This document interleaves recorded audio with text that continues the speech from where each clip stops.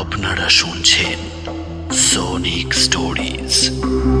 আপনারা শুনছেন Sonic stories, যেখানে গল্প জীবন্ত হয়ে ওঠে।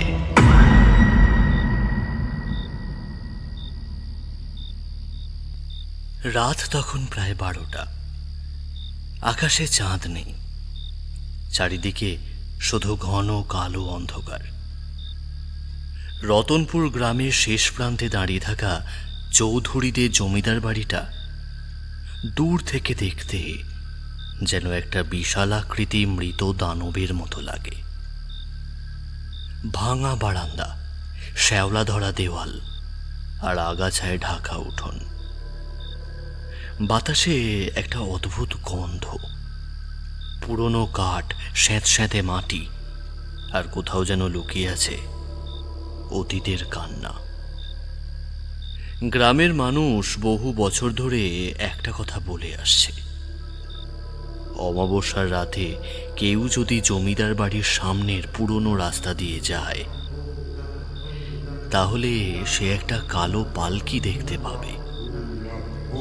আর যদি পালকির ভেতরে তাকায়, তাহলে তার জীবন আর আগের মতো থাকবে না। সৌরভ কোথা থেকে রতনপুরের এই ভৌতিক কিংবদন্তির ইনফরমেশন পেয়ে খুব হেসেছিল। সে পেশায় একজন ইউটিউবার। ভৌতিক কিংবদন্তি, পরিত্যক্ত বাড়ি আর তথাকথিত ভুতুড়ে জায়গার সত্যতা যাচাই করাই ছিল তার কাজ। চ্যানেলের নাম রহস্যের খোঁজে। 3 বছর ধরে সে অসংখ্য জায়গায় ঘুরেছে, অনেক গল্প শুনেছে, কিন্তু সত্যিকারের অতিপ্রাকৃত কখনো কিছু দেখেনি। তাই যখন রতনপুরের কালো পালকির কথা শুনল, তখনই সিদ্ধান্ত নিল যেতে হবে। সঙ্গে ছিল তার বন্ধু ও ক্যামেরাম্যান অমিত।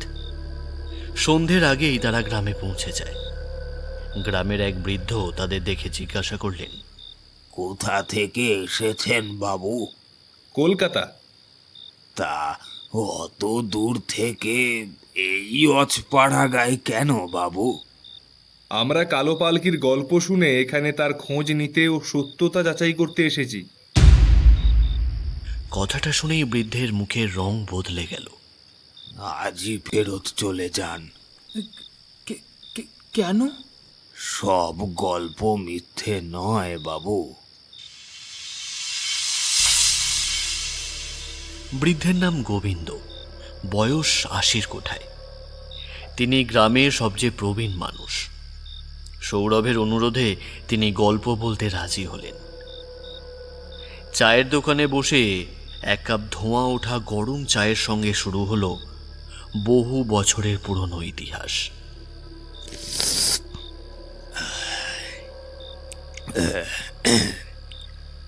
আজ থেকে 120 বছর আগে এই গ্রামে রাজত্ব করতেন রুদ্রপ্রসাদ চৌধুরী।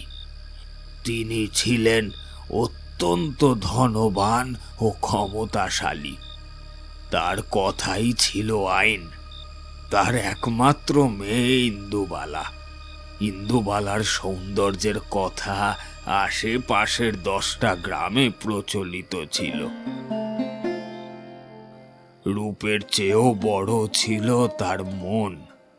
সে গরিবদের সাহায্য করত ও প্রজাদের সাথে কথা বলতো, তাদের দুঃখ শুনত। তখনই তার পরিচয় হয় নরেনের সঙ্গে। নরেন ছিল একজন সাধারণ স্কুল শিক্ষক। প্রথমে বন্ধুত্ব, তারপর তা প্রেমে পরিণত হয়। ওরা জানতো এই সম্পর্কের ভবিষ্যৎ নেই।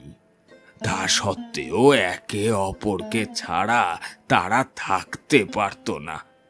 প্রতিদিন বিকেলে জমিদার বাড়ির পিছনের দিঘির কাছে তারা দেখা করত। একদিন ইন্দুবালা বলেছিল, নরেন, বাবা যদি জানতে পারেন আমাদের সম্পর্কের কথা। তাহলে আর কি, উনি হয়তো আমাকে গ্রাম ছাড়া করবেন। আর আমার কি হবে? ভেবো না, আমি তোমাকে কখনো ছেড়ে যাব না। কিন্তু ভাগ্য হয়তো তাদের জন্য অন্য কিছুই লিখে রেখেছিল। একদিন রুদ্রপ্রসাদ সব জানতে পেরে ক্রোধে উন্মত্ত হয়ে ওঠেন। নরেনকে ধরে এনে সবার সামনে অপমান করেন, তারপর গ্রাম থেকে তাড়িয়ে দেন তাকে। এরপর কয়েক মাস পরেই ইন্দুবালার বিয়ে ঠিক হয় পাশের জেলার ধনী জমিদারের ছেলে দেবেশ নারায়ণের সঙ্গে। পুরো জমিদার বাড়ি উৎসবের আলোয় সাজানো হয়, কিন্তু কনের মুখে হাসি ছিল না। বিয়ের রাতে চারিদিকে ঢাকের শব্দ, সানাই সবই বাজছে। আকাশে তখন মেঘ জমতে শুরু করেছে। কেউ খেয়াল করেনি। রাত গভীর হলে পালকিতে করে ইন্দুবালাকে বিদায় দেওয়া হলো। 4 জন বাহক কাঁধে পালকি নিল ও সঙ্গে কয়েকজন মশালধারী নিয়ে তাদের ধীরে ধীরে যাত্রা শুরু হলো। কিন্তু গ্রামের পুরনো শ্মশান পাড়ার মোড়ের কাছে পৌঁছতেই আচমকা আকাশ ভেঙে বৃষ্টি নামলো। তার সাথে ভয়ঙ্কর ঝড়। মশাল নিভে গেল, সবাই দিশেহারা হয়ে দিক বিদিক ছুটে পালালো। ঝড় থামতে প্রায় কিছু সময় লাগলো।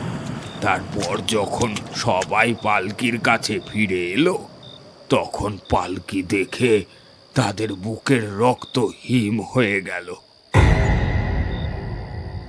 তারা দেখলো পালকি আছে, কিন্তু ভিতরে কেউ নেই। ইন্দুবালা উধাও। এতদূর বলে গোবিন্দ দাদু থামলেন। চায়ের কাপটা নামিয়ে রেখে ফিস ফিস করে বললেন,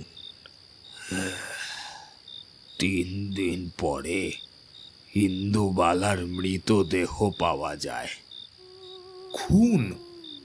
কেউ জানে না। পুলিশ পুলিশ কি করলো?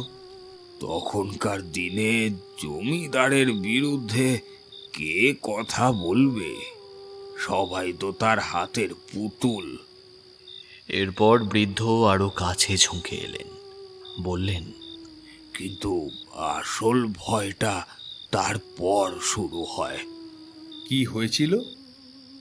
প্রথম অমাবস্যায় একজন রাখাল কালো পালকি দেখে। তারপর 1 মাসের মধ্যে সে পাগল হয়ে যায়। দাদু, এসব ঘটনা কাকতালীয় হতে পারে। গোবিন্দ দাদু এর কোনো উত্তর দিলেন না, শুধু বললেন, আজ রাত 12টার পর শ্মশানের রাস্তা ধরে যাবেন না।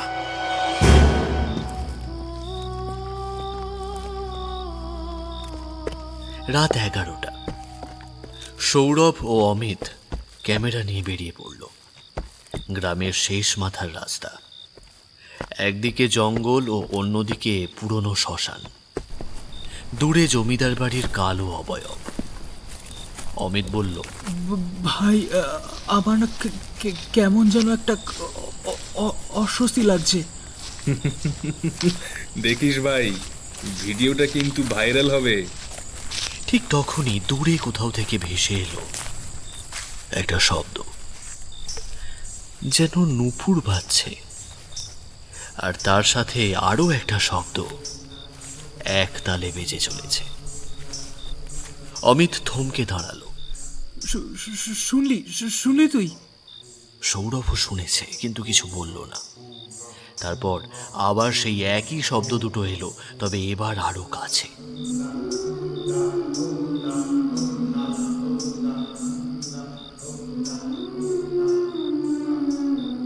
ক্যামেরার লেন্স অন্ধকার ভেদ করে সামনে তাকিয়ে আছে। সৌরভ ও অমিত দুজনেই স্থির হয়ে এক জায়গায় যেন জমে গেল। নড়ার শক্তিও থাকলো না তাদের। আর তখনই দূরের কুয়াশার ভেতর একটা কালো অবয়ব ধীরে ধীরে দৃশ্যমান হতে শুরু করলো। একটা পালকি, কালো কাপড়ে ঢাকা, 4 জন বাহক, আর তাদের মুখ দেখা যাচ্ছে না, পুরো অন্ধকার। দূরের কুয়াশা ক্রমে সরে যাচ্ছিল। সৌরভ ক্যামেরার জুম বাড়ালো। তার বুকের ভেতরটা হঠাৎ কেমন যেন ভারী হয়ে উঠল, কারণ যে জিনিসটা তার দিকে এগিয়ে আসছিল সেটা কোনো সাধারণ পালকি নয়। পুরো পালকিটা কালো কাপড়ে ঢাকা, 4 কোণে পুরনো রূপোর অলংকার চলছে। বাতাস না থাকলেও সেগুলো অদ্ভুতভাবে দুলছে। আর সবচেয়ে ভয়ের বিষয় হলো 4 জন বাহকের পা মাটিতে পড়ছে না, তারা যেন মাটি থেকে কয়েক ইঞ্চি উপরে ভেসে ভেসে এগিয়ে আসছে। অমিত কাঁপা গলায় বলল, সৌরভ, এটা কি ছিল? সৌরভ কোনো উত্তর না দিয়ে ক্যামেরা শক্ত করে ধরে দাঁড়িয়ে রইল। তার যুক্তিবাদী মন এখনো বলছে, কেউ হয়তো মজা করছে, কিন্তু কিন্তু এখানে মনে হচ্ছে কিছু একটা ঠিক নেই। নূপুরের শব্দটা এবার আরো স্পষ্ট। গয়নাগাটির মৃদু শব্দ ভেসে আসছে, যেন পালকির ভেতরে বসে থাকা কেউ নড়াচড়া করছে। হঠাৎ পালকিটা থেমে গেল তাদের থেকে মাত্র 15 হাত দূরে। 4 জন বাহক একসঙ্গে মাথা তুলল। অন্ধকারের মধ্যেও বোঝা গেল তাদের মুখ নেই, চোখ নেই, নাক নেই। মুখের জায়গায় শুধু কালো শূন্যতা। চল চল, পালাই পালাই, আর দেরি করিস না, চল। কিন্তু সৌরভ যেন নড়তেই পারছিল না। তার চোখ আটকে গেছে পালকির দিকে। হঠাৎ পালকির পর্দা নিজে থেকেই একটু সরে গেল। ভেতরে কেউ বসে আছে, লাল বেনারসি, মাথায় ঘোমটা, হাতে শাঁখাপলা পরিহিতা, নববধূর সাজে সজ্জিত। সব চুপচাপ। তারপর ধীরে ধীরে ঘোমটার ভেতর থেকে একটা মুখ দেখা গেল। অস্বাভাবিক সুন্দর, আর সেই সৌন্দর্যের মধ্যে এমন এক গভীর বিষাদ ছিল যা ভাষায় বোঝানো যায় না। মেয়েটির ঠোঁট নড়ল। খুব আস্তে সে বলল, আমাকে পৌঁছে দেবে? অমিতের হাত থেকে টর্চটা পড়ে গেল। সৌরভের গলাও শুকিয়ে কাঠ। তবুও কোনো রকমে জিজ্ঞেস করলো, তুমি তুমি কে? মেয়েটি কোনো উত্তর দিল না, শুধু ডান হাতটা তুলে রাস্তার শেষ মাথার দিকে ইশারা করল, যেদিকে দাঁড়িয়ে আছে পরিত্যক্ত জমিদার বাড়ি। পরের মুহূর্তেই একটা ঠান্ডা বাতাস বইল। চোখের সামনে ফের কুয়াশা ঘন হয়ে এলো। আর কুয়াশা সরতেই পালকি নেই, বাহক নেই, নববধূও নেই। রাস্তা সম্পূর্ণ ফাঁকা। অমিত হাঁপাতে হাঁপাতে বলল, আমি আমি আর আমি আর এক মিনিটও থাকবো না এখানে। সৌরভ অন্যমনস্ক হয়েছিল। তার দৃষ্টি পড়েছিল মাটির দিকে। সেখানে কিছু একটা পড়ে আছে। সে নিচু হয়ে জিনিসটা তুলে নিল। একটা পুরনো রূপোর নূপুর, কালো হয়ে গেছে, তবু তার কারুকার্য স্পষ্ট। সেই মুহূর্তে তার মাথার ভেতর যেন কেউ হাতুড়ি মারল। চারপাশ ঝাপসা হয়ে এলো, আর সে দেখতে পেল একটা সম্পূর্ণ ভিন্ন দৃশ্য। সে যেন আর বর্তমান সময়ে নেই। সে দাঁড়িয়ে আছে 1906 সালের জমিদার বাড়ির উঠোনে। চারিদিকে আলো, সানাই বাজছে, লোকে লোকারণ্য। উঠোনের মাঝে দাঁড়িয়ে ইন্দুবালা, চোখে জল। তার সামনে দাঁড়িয়ে একজন যুবক, নরেন। তুমি তুমি পালিয়ে যাও ইন্দু, এখনো সময় আছে। না, আমি পালালে চলবে না। বাবা তোমাকে মেরে ফেলবেন। হঠাৎ দৃশ্যটা বদলে গেল। ঝড় বৃষ্টির রাত, পালকির ভেতরে বসে আছে নববধূ ইন্দুবালা, আর পালকির ভেতরে তার সামনে বসে আছে দেবেশ নারায়ণ। এই দৃশ্য দেখে সৌরভের বুক কেঁপে উঠল, কারণ রতনপুরের কিংবদন্তিতে বলা হয়েছিল দেবেশ নারায়ণ তখন অন্য পালকিতে ছিল। কিন্তু এখন চোখের সামনে ও স্পষ্ট দেখছে দেবেশ নারায়ণ বর বেশে ইন্দুবালার সামনে বসে। তার চোখে হিংস্রতা। সে বলছে, তোমায় আমি সাবধান করছি, তুমি যদি মুখ খোলো তাহলে তাহলে আমাদের পরিকল্পনা শেষ হয়ে যাবে। আমি সব বলে দেব। পরের মুহূর্তে এই দৃশ্যটা রক্তে লাল হয়ে গেল।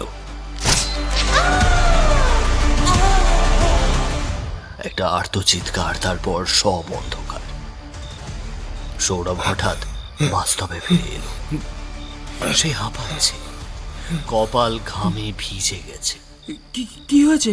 কি হয়েছে তোর? ইন্দুবালার মৃত্যু দুর্ঘটনা ছিল না, ওকে খুন করা হয়েছিল। মানে? সেই রাতে তারা আর বাইরে থাকলো না। গোবিন্দ দাদু তার বাড়িতে থাকার জন্য তাদের আগেই আমন্ত্রণ জানিয়েছিলেন। গোবিন্দ দাদুর বাড়িতেই তারা ফিরে এলো। গভীর রাতে সৌরভের ঘুম ভেঙে গেল। কেউ যেন জানলার বাইরে দাঁড়িয়ে আছে। সে জানলার দিকে ভয়ে ভয়ে তাকাতেই দেখল জানলার বাইরে দাঁড়িয়ে আছে সেই নববধূ ইন্দুবালা। কিন্তু এবার তার মুখ আর আগের মতো সুন্দর নেই। এখন তার মুখের এক পাশ পচে গেছে, চোখের কোটর দুটো শূন্য, তবু সে এক টানা কেঁদে চলেছে আর ফিস ফিস করে বলছে, দেহের মিটে আসল সত্যি লুকিয়ে আছে। তারপর ধীরে ধীরে মিলিয়ে গেল। সৌরভ বুঝতে পেরে মনে মনে বলল, ইন্দুবালা কোন গোপন সত্য দেখাতে চাইছে, যেটা 100 বছরেরও বেশি সময় ধরে মাটির নিচে চাপা পড়ে আছে?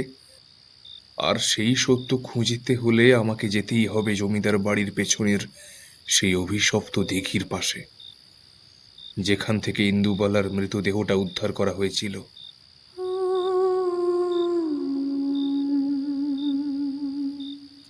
সেই রাতেই সে অমিতকে সব কথা বলল।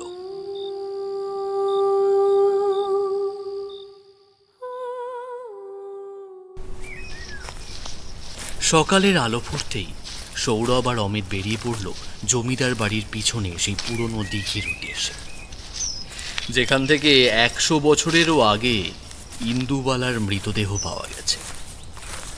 দিঘিটা দেখলেই গা ছমছম করে। জল কালচে সবুজ, চারপাশে বিশাল বটগাছ ও তার ঝুড়ি নেমেছে। দেখে মনে হচ্ছে যেন শত শত হাত জলের দিকে নেমে এসেছে।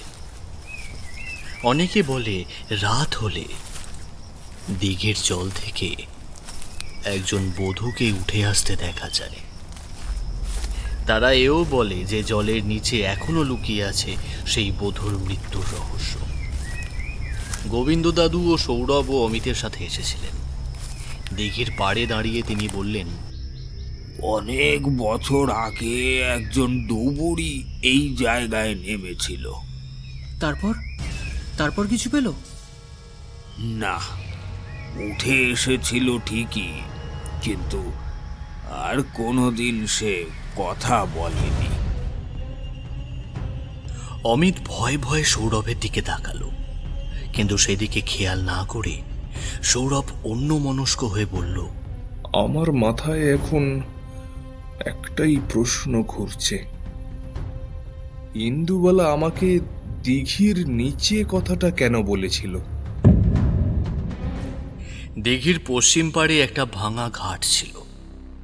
ঘাটের শেষ ধাপে শ্যাওলা জমে আছে। সৌরভ নিচু হয়ে দেখতে গিয়ে হঠাৎ থমকে গেল। সিঁড়ির ওপর খোদাই করে কিছু লেখা। সময়ের সঙ্গে প্রায় তা মুছে গেছে, তবু কয়েকটা অক্ষর বোঝা যায়। ন রে ন নরেন। নরেন? এখানে নরেনের নাম কেন? সৌরভ উত্তর দিতে পারল না। ঠিক তখনই তার চোখে পড়ল ঘাটের এক কোণে একটা লোহার রিং, যেন কোনো কিছু টেনে তোলার জন্য বসানো ছিল। তারা দুজনে মিলে টান দিতেই নিচের একটা পাথরের স্ল্যাব সরে গেল। তার নিচে অন্ধকার, একটা সরু সিঁড়ি নেমে গেছে মাটির নিচে। গোবিন্দ দাদু আতঙ্কে পিছিয়ে গেলেন। না না না, ওখানে যেও না। কিন্তু ততক্ষণে সৌরভ টর্চ জ্বালিয়ে নিচে নামতে শুরু করেছে। পিছনে অমিত। সিঁড়িগুলো ভিজে, চারিদিকে স্যাঁতস্যাঁতে গন্ধ। মনে হচ্ছে বহু বছর ধরে কেউ এখানে আসেনি। প্রায় 20 ধাপ নিচে নামার পর তারা একটা ছোট ঘরে পৌঁছালো। ঘরের মাঝখানে একটা কাঠের বাক্স। বাক্সটা খুলতেই দুজনের নিঃশ্বাস বন্ধ হয়ে এলো। ভেতরে রয়েছে পুরনো চিঠি, কয়েকটা ডায়েরি আর একটা রক্তমাখা বেনারসির টুকরো। সৌরভ একটা চিঠি তুলে পড়তে শুরু করল। চিঠিটা নরেন লিখেছিল ইন্দুবালার উদ্দেশ্যে। ইন্দু, আমি জেনেছি তোমার বিয়ের আড়ালে ভয়ঙ্কর ষড়যন্ত্র চলছে। দেবেশ নারায়ণ তোমাকে বিয়ে করতে চায় না, সে চায় তোমার বাবার সম্পত্তি। আমি তোমাকে নিয়ে পালিয়ে যেতে চাই। আজ রাতেই দিঘির ঘাটে এসো। তার মানে ইন্দুবালা পালিয়ে যাওয়ার পরিকল্পনা করেছিল? কিন্তু তাহলে তারপর এমন কি হয়েছিল? পাশে একটা পুরনো জীর্ণ ডায়েরি পড়েছিল। সেটা জমিদার বাড়ির পুরনো দেওয়ান হরিচরণের লেখা। ডায়েরিটা জায়গায় জায়গায় পোকায় কেটেছে, তা অতি কষ্টে পড়া গেল। তাতে লেখা ছিল, জমিদার বাবু হিন্দু মা আর নরেনের সম্পর্কের কথা জানতে পেরেছে। দেবেশ নারায়ণ তার কানে সেই কথা তুলেছে। আজ রাতে জমিদার মশাইয়ের আদেশে আমরা শিক্ষক নরেনকে ধরে আনলাম। তাকে জীবন্ত অবস্থায় শিকল দিয়ে দিঘির নিচে গোপন কক্ষে বন্দি করে রাখার ব্যবস্থা হলো। লেখাটা পড়ে সৌরভের শরীর ঠান্ডা হয়ে গেল। অমিত স্তব্ধ। মানে নরেনকে মেরে ফেলা হয়েছিল? ডায়েরির শেষ লেখাটি ছিল, হিন্দুমাও সব জেনে গেছে, ওকেও মনে হয় বাঁচতে দেবে না। ঘরের ভেতর আচমকা বরফ শীতল বাতাস বইতে শুরু করলো। টর্চের আলো জ্বলতে নিভতে লাগলো। তারপর একটা মৃদু কান্নার শব্দ হলো। প্রথমে দূরে, তারপর কাছে, আরো কাছে। তুই শুনছিস? হ্যাঁ। কান্না শব্দটা ঘরের ভেতর থেকেই আসছে। হঠাৎ কাঠের বাক্সটার ঢাকনা নিজে থেকেই বন্ধ হয়ে গেল। অমিত চিৎকার করে উঠল। ঠিক তখনই ঘরের অন্ধকার কোণে একটা অবয়ব ফুটে উঠতে শুরু করল। একজন যুবক, ফ্যাকাশে মুখ, ছেঁড়া ধুতি, গলায় শিকলের দাগ। নরেনের আত্মা হাত দিয়ে একটু দূরে ইশারা করে দেখালো। সৌরভ টর্চের আলো সেদিকে ফেলে কাছে গিয়ে দেখল মেঝেতে গলায় শিকল দিয়ে বাঁধা একটা কঙ্কাল পড়ে আছে, আর তার পাশের দেওয়ালে পাথর দিয়ে খোদাই করে লেখা, আজ 10 দিন হলো। ইন্দু, তুমি কি এখনো আমার জন্য অপেক্ষা করছো? আবার তার পাশে লেখা, ইন্দু, তোমার মৃত্যুর খবর পেলাম, কিন্তু আমি বিশ্বাস করিনি। আমি জানি তুমি আমাকে ঠিক খুঁজতে আসবে। আমি জানি তুমি বিশ্বাসঘাতক নও। তুমি বিশ্বাসঘাতক হতে পারো না। ইন্দু, আমি তোমার ফেরার অপেক্ষা করব। সৌরভ ও অমিতের চোখের সামনে যেন নরেনের যন্ত্রণার দৃশ্যগুলো ফুটে উঠতে থাকে। অকস্মাৎ দেওয়ালের ভেতর থেকে একটা তীব্র শব্দ ভেসে এল। সৌরভ অমিতের ঘোর কেটে গেল। দেওয়াল ভেঙে কেউ যেন বেরোনোর চেষ্টা করছে। সৌরভ ও অমিত আতঙ্কে পরস্পরের দিকে তাকালো। নরেনের আত্মা বলল, আমি একা নই। বলেই সে মিলিয়ে গেল। দেওয়ালের ওপাশ থেকে ফের একই শব্দ ভেসে এল, যেন 100 বছরের পুরনো কোনো বন্দী এখন মুক্তির অপেক্ষায় আছে। সৌরভ অনুভব করল, এখানে শুধু একটি আত্মা নয়, অনেক আত্মা আটকে আছে। তারা সবাই কিছু বলতে চাইছে। ওদিকে দূরে অমাবস্যার কালো আকাশের নিচে জমিদার বাড়ির উঠোনে ক্ষণিকের জন্য দেখা গেল একটা কালো পালকি। সেটা যেন তাদেরই অপেক্ষা করছে। এদিকে দিঘির নিচের গোপন কক্ষে সেই দেওয়ালের শব্দটা একটানা হয়েই চলেছে, থামছে না। সৌরভ আর সহ্য করতে না পেরে দেওয়ালের ওপর টর্চের আলো ফেলল। পুরনো ইটগুলো অস্বাভাবিক কালচে, কিছু জায়গায় শুকিয়ে যাওয়া বাদামি দাগ। প্রথমে দেখে মনে হয়েছিল শ্যাওলা, কিন্তু ভালো করে দেখলে বোঝা যায় ওটা রক্তের দাগ, অনেক পুরনো শুকিয়ে যাওয়া রক্ত। শোন, এবার আমরা এখান থেকে বেরিয়ে যাই, চল। না, এত দূর এসে ফিরে গেলে আর কখনো সত্যিটা জানা হবে না। বলেই দেওয়ালে একটা আলগা ইঁটে টান দিতে ইঁটটা সহজেই বেরিয়ে এলো। এভাবে একটার পর একটা ইঁট বের করার পর একটা ছোট গর্ত তৈরি হলো। গর্তের ভেতর থেকে ভেসে এলো পচা বাতাসের দুর্গন্ধ, যেন বহু বছর ধরে বন্ধ থাকা কোনো কবর খুলে গেছে। সৌরভ টর্চের আলো সেই গর্তের ভেতরে ফেলতেই তার হাত কেঁপে উঠল। ভেতরে একটা সরু ঘর, মেঝেতে ছড়িয়ে ছিটিয়ে আছে মানুষের কঙ্কাল। 4-4টে কঙ্কাল, প্রত্যেকটির হাত পা শিকলে বাঁধা। হঠাৎ 4টে কঙ্কালের ওপর ধীরে ধীরে কালো ছায়া জমতে শুরু করল। ছায়াগুলো মানুষের আকৃতি নিল। 4 জন মানুষ, মুখহীন। সৌরভ ও অমিত বুঝতে পারল এরা সেই 4 জন পালকি বাহক। তারা একসাথে হাত বাড়িয়ে অন্ধকারের দিকে ইশারা করল। সৌরভের চোখের সামনে আর একটা দৃশ্য ফুটে উঠল।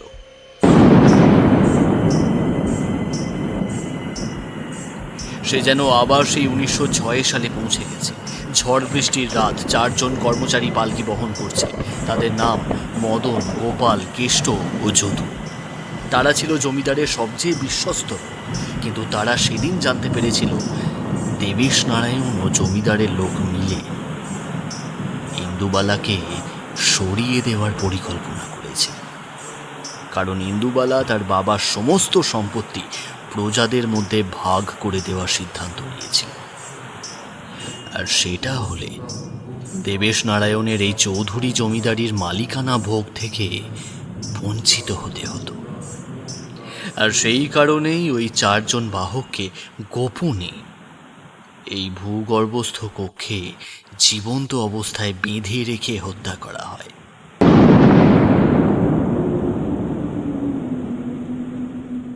সৌরভ বুঝতে পারে যে কালো পালকির বাহকেরা এখনো তাদের অসমাপ্ত দায়িত্ব পালন করছে। একজন নববধূকে তার গন্তব্যে পৌঁছে দেওয়ার চেষ্টা করছে। সে যাত্রা কোনোদিন শেষ হয়নি। হঠাৎ ঘরের ভেতর থেকে একটা নারী কণ্ঠ ভেসে এলো। সৌরভ, সে ঘুরে দাঁড়ালো। তার সামনে দাঁড়িয়ে ইন্দুবালা। এখন আর তার সেই ভয়ঙ্কর রূপ নেই। মুখে গভীর ক্লান্তি, চোখে জল। সত্যিটা জানো? তোমাকে দেবেশ নারায়ণ খুন করেছিল? না, তাহলে? আমাকে আমার নিজের বাবাই হত্যা করেছিলেন।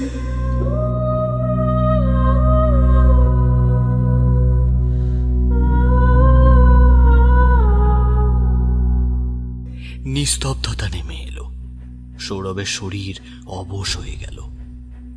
অমিত চুপ। আমি নরেনকে মুক্ত করার চেষ্টা করেছিলাম। বাবা সব জেনে গিয়েছিলেন। সেই ঝড়ের রাতে পালকি থামানো হয়, আমাকে দিঘির কাছে নিয়ে যাওয়া হয়, আর নিজের সম্মান বাঁচানোর জন্য বাবা আমাকে জলে ডুবিয়ে হত্যা করেন।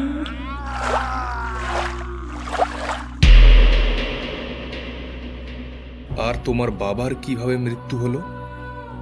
ইন্দুবালা আঙুল দেখিয়ে ইশারা করে। সৌরভের চোখের সামনে ফুটে ওঠে রুদ্রপ্রসাদের মৃত্যু দৃশ্য।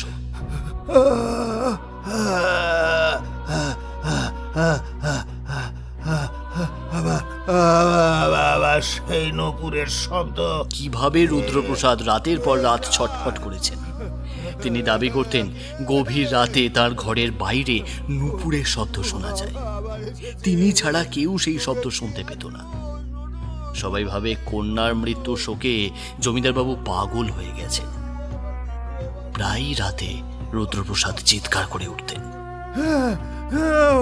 ও আবার এসেছে, ও আবার এসেছে, ও আমাকে ক্ষমা করবে না, ও আমাকে ক্ষমা করবে না, ও আমাকে ক্ষমা করবে না। এভাবে দিনের পর দিন তার শরীর শুকিয়ে যায়।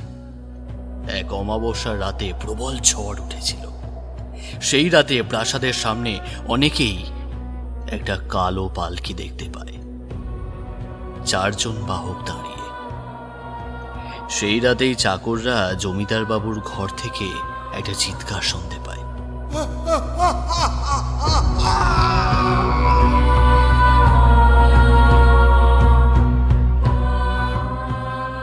পরদিন সকালে দরজা ভেঙে দেখা যায় জমিদার রুদ্রপ্রসাদ মেঝেতে পড়ে। তার চোখ ভয় বিস্ফারিত, আর মুখ দিয়ে গেঁজলা বেরোচ্ছে। হঠাৎ জমিদার বাড়ির দিক থেকে একটা বিকট চিৎকার ভেসে আসে।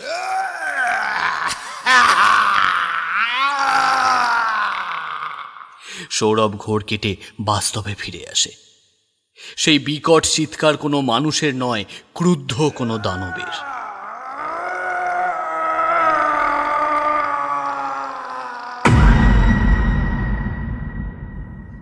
ইন্দুবালার মুখ ফ্যাকাশে হয়ে গেল।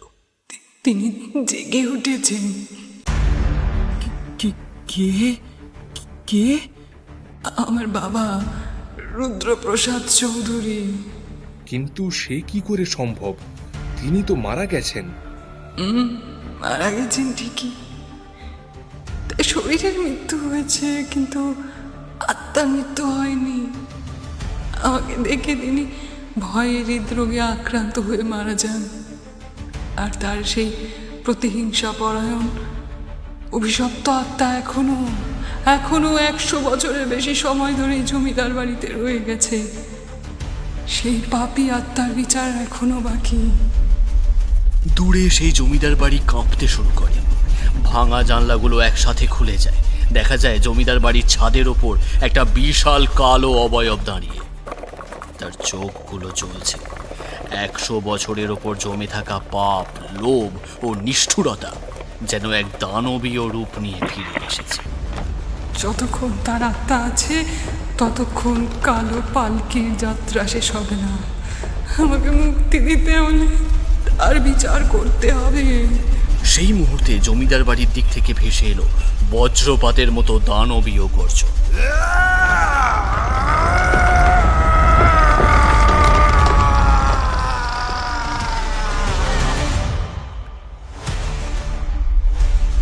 আমার বাবা বুঝে গেছেন কেউ তার লুকিয়ে রাখা সত্যের কাছে পৌঁছে গেছে। তাই তিনি আসছেন তোমাদের দিকে। জমিদার বাড়ি থেকে ভেসে আসা সেই ভয়ঙ্কর গর্জনের মধ্যে ছিল রাগ, ঘৃণা আর 100 বছরে জমে থাকা অভিশাপ। হঠাৎ ভূগর্ভস্থ কক্ষের ছাদ থেকে ধুলো ঝরে পড়তে শুরু করল। ইন্দুবালা আতঙ্কিত চোখে উপরে তাকালো। তিনি আসছেন। মৃত্যুর পরেও তিনি এই বাড়ি ছাড়েননি, কারণ তার পাপ লুকিয়ে রাখতে চায়। তখনই ঘরের অন্ধকার কোণায় একটা বিরাট কালো ছায়া দেখা গেল।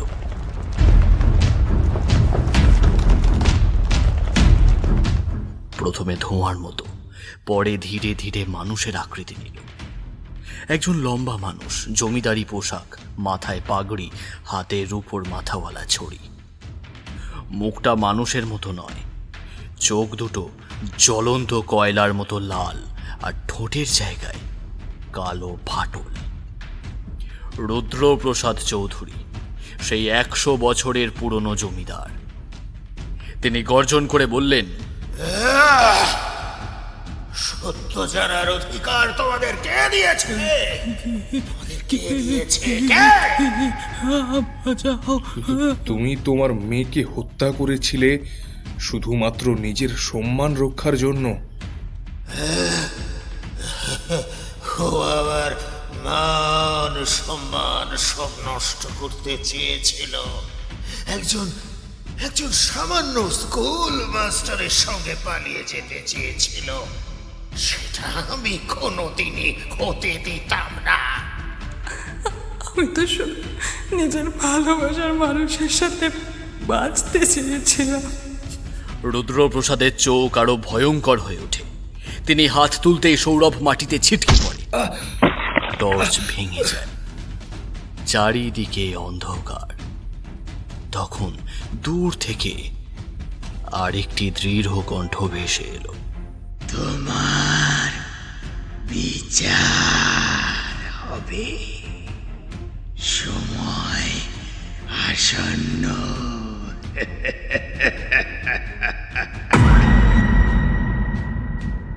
প্রথমে নরেন আবির্ভূত হয়ে এই কথা বলার পর তার পাশে ওই 4 মুখহীন পালকি বাহকেরাও এসে দাঁড়ালো। প্রথমে একে একে আরো আত্মা, চাষি, সাধারণ প্রজা, যাদের ওপর অত্যাচার করে জমি কেড়ে নেওয়া হয়েছিল, যাদের গুম খুন করে দেওয়া হয়েছিল, 100 বছরেরও আগে সেই সব আত্মারা যেন সেই রাতেই ফিরে এসেছে। রুদ্রপ্রসাদের মুখে প্রথমবারের জন্য ভয়ের ছাপ দেখা দিল। সে পিছিয়ে যেতে লাগলো।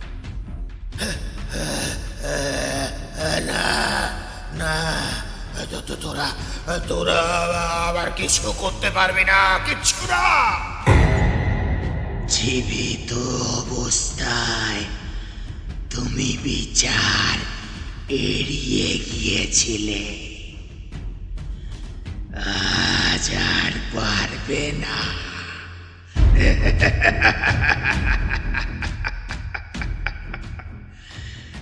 আজ আর পারবে না। চারপাশের আত্মাগুলো ধীরে ধীরে রুদ্রপ্রসাদকে ঘিরে ফেলে। একটা ঘূর্ণিঝড়ের মতো কালো শক্তি তৈরি হয়। রুদ্রপ্রসাদ চিৎকার করতে লাগলো। সে বুঝে গেছে তার শেষ সময় আগত।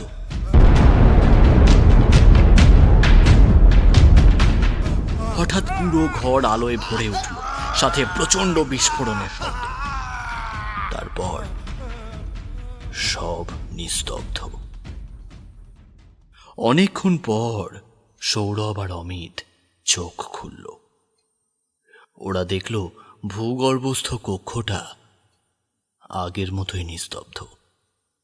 রুদ্রপ্রসাদ, নরেন, অন্য কোনো আত্মা কেউই নেই। শুধু ইন্দুবালা দাঁড়িয়ে আছে। এবার তার মুখে শান্তি, যে শান্তি 100 বছর ধরে হারিয়ে গিয়েছিল। সে মৃদু হেসে সৌরভের দিকে তাকিয়ে বলল, ধন্যবাদ।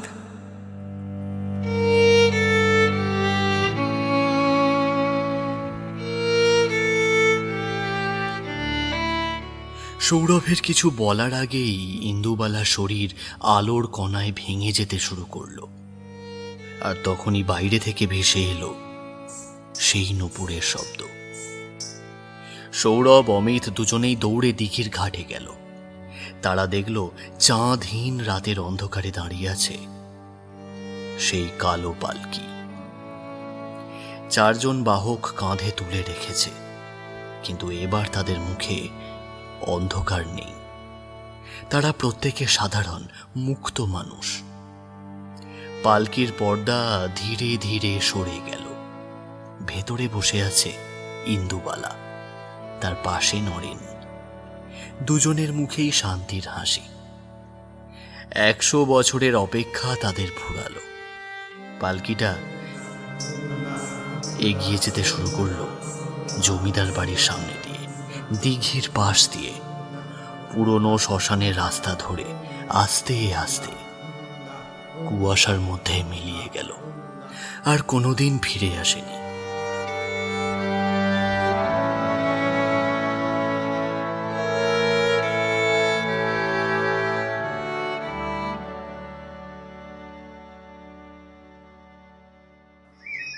পরের দিন সকালে সবাই দেখল জমিদার বাড়ির একাংশ ভেঙে পড়েছে। সৌরভ ও অমিত ট্রেনে ফেরার সময় দেখল ক্যামেরায় কোনো ফুটেজই নেই, সব অবিশ্বাস্যভাবে মুছে গেছে। অমিত অনেকক্ষণ চুপ করে থেকে বলল, সব কিছুরই সমাধান হলো, কিন্তু আমার মাথার মধ্যে একটা প্রশ্ন অনেকক্ষণ থেকেই ঘুরপাক খাচ্ছে। কি বল। দেবেশ নারায়ণের কি পরিণতি হলো? দাঁড়া বলছি। সৌরভ পকেট থেকে একটা পুরনো জীর্ণ ডায়েরি বের করল। অমিত হতভম্ব হয়ে দেখল জমিদার বাড়ির সেই পুরনো দেওয়ান হরিচরণের ডায়েরিটা। তুই এই ডায়েরিটা কখন নিলি? আমি তো লক্ষ্যই করিনি। আমি তখন পড়ার পরই এক ফাঁকে ডায়েরিটা পকেটে ঢুকিয়ে নিয়েছি, কারণ জমিদার বাড়ির সেই গোপন নির্মম ইতিহাস সকলের জানা দরকার। এটাই সেই সত্যতার প্রমাণ। সৌরভ আবার ডায়েরির একটা পাতা খুলে পড়তে শুরু করলো। ইন্দুবালার মৃত্যুর পর থেকেই একটা ঘোর আশঙ্কায় দেবেশ নারায়ণ ভুগছিল। সে প্রতি অমাবস্যার রাতে দেখত দূরে কুয়াশা থেকে একটা কালো পালকি কাঁধে নিয়ে 4 জন বাহক এগিয়ে আসছে। প্রথমে স্বপ্ন ভাবলেও পরে তা বাস্তবে পরিণত হয়। আসলে সে ছিল ষড়যন্ত্রকারী, আর জমিদার রুদ্রপ্রসাদ ছিলেন হত্যাকারী। যতদিন দেবেশ নারায়ণ বেঁচে ছিল, প্রতি অমাবস্যায় সে কালো পালকি দেখতে পেত। আমাকে নিজে সে কথা বলেছিল। ধীরে ধীরে দেবেশ নারায়ণ পাগল হয়ে যায়, তারপর রোগগ্রস্ত হয়ে পড়ে। মৃত্যুর আগে সে ডায়েরিতে লিখেছিল, না না না, আমি তাকে মারিনি। বিশ্বাস করো, আমি তাকে মারিনি, সত্যি বলছি। কিন্তু তার মৃত্যুর পথ কিন্তু তার মৃত্যুর পথ আমি খুলে দিয়েছিলাম। তাই সেই কারণে সে আমাকে ক্ষমা করেনি।